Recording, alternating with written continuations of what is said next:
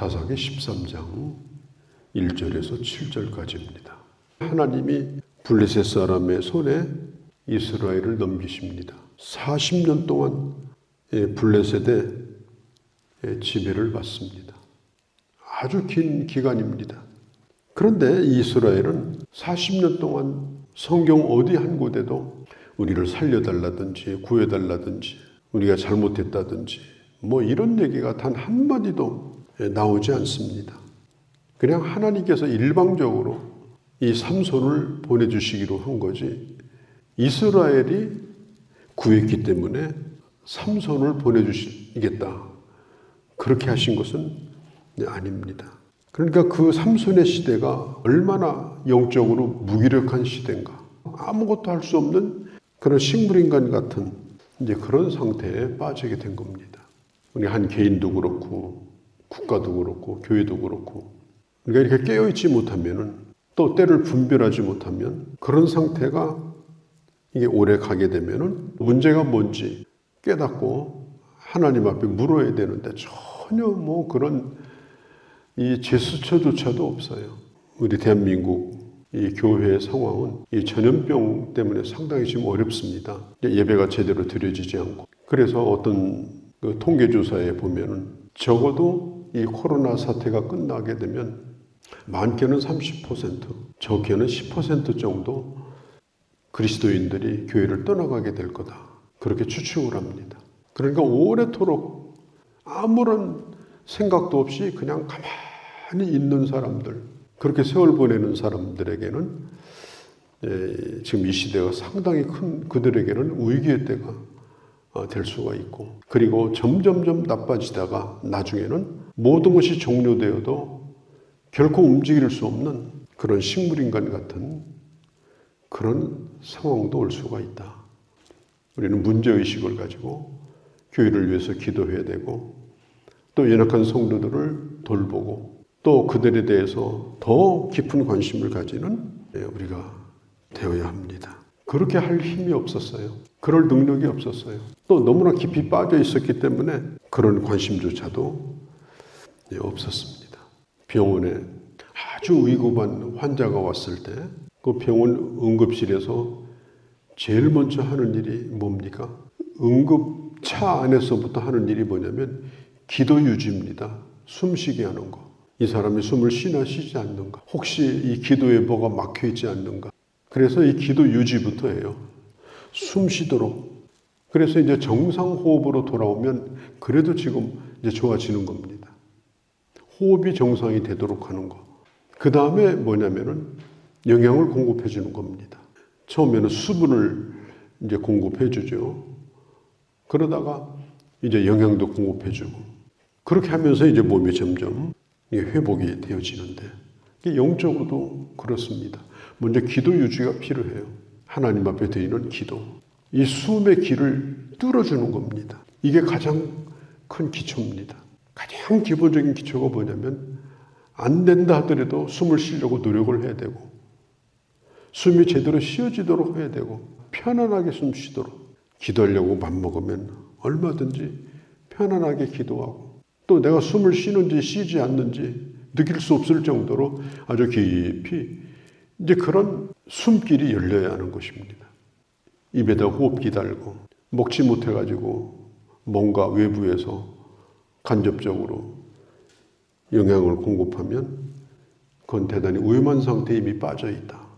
신앙생활하면서 기도하는 거 다 망각하고 하나님의 말씀을 읽고 묵상하는 것도 망각하고 아무런 의욕도 없이 그냥 세월 보내고 그러면서 세상 가까이에서 그냥 기웃거리고 이게 지금 대단히 그가 위험한 상태에 있는 것이다. 영적인 것도 똑같아요. 어쩌면 지금이 바로 그런 위기가 올 수 있는 위험 요소가 많이 있는 때인 것입니다.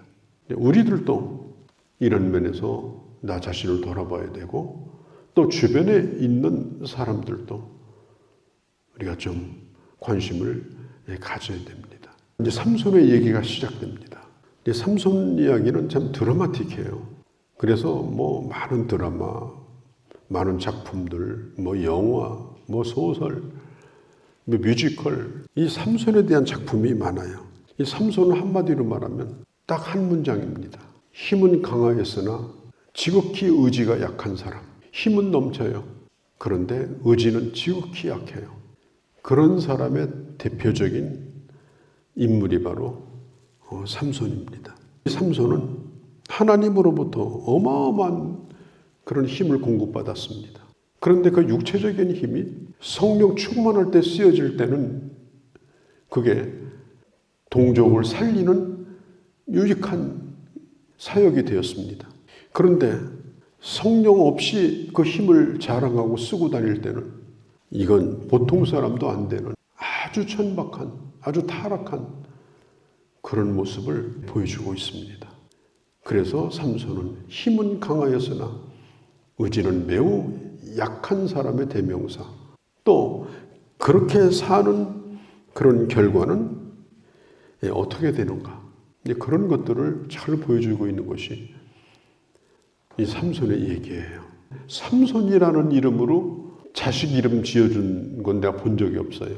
그러니까 삼손은 그렇게 자랑스러운 사람이 아니고 우리가 참 많이 배우고 생각하고 그리고 나를 돌아볼 수 있는 그런 사사로서의 역할을 우리에게 해주고 있다. 이렇게 보시고 우리가 이 삼손에 대해서 좀 접근을 해야 되는 것입니다.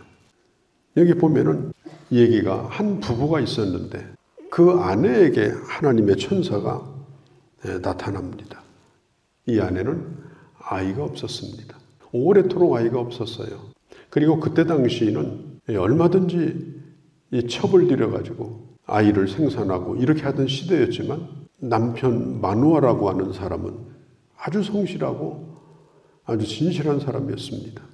그렇게 하는 가운데 이 아내가 하나님 앞에 어느 날 기도하는데 그때 하나님의 천사가 그에게 나타나서 아이를 갖게 될 거라고 하는 사실을 가르쳐 줍니다.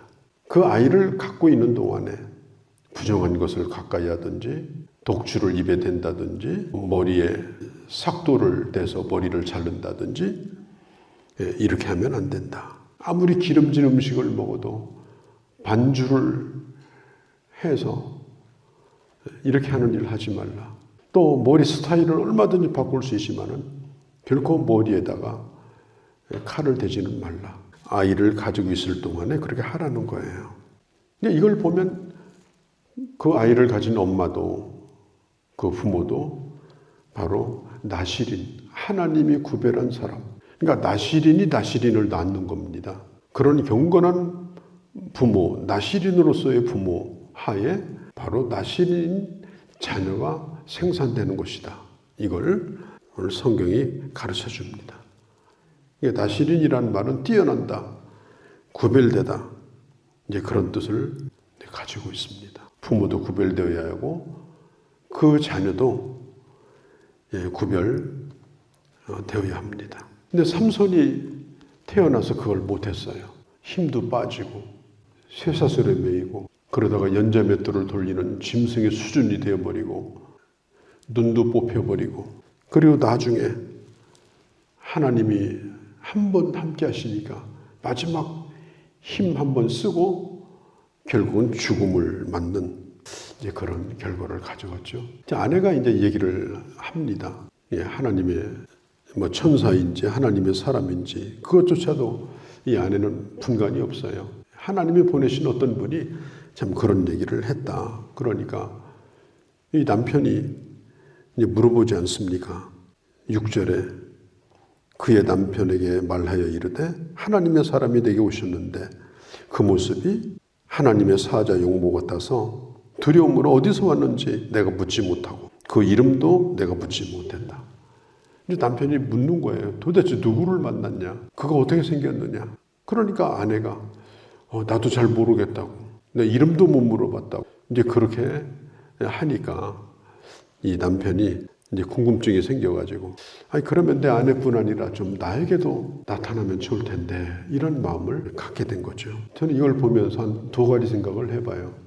그냥 아무 생각 없이 살다가 하나님께서 그에게 말씀하시면 이게 참 생소하게 들립니다. 일주일 내내 세상에 빠져서 아무 생각 없이 지내다가 교회 나와서 이 하나님의 말씀을 들으면 그 메시지가 얼마나 생소한지 몰라요. 찬송도 얼마나 생소한지 몰라요. 그러니까 영적인 감수성이 확 떨어져 버린 거예요.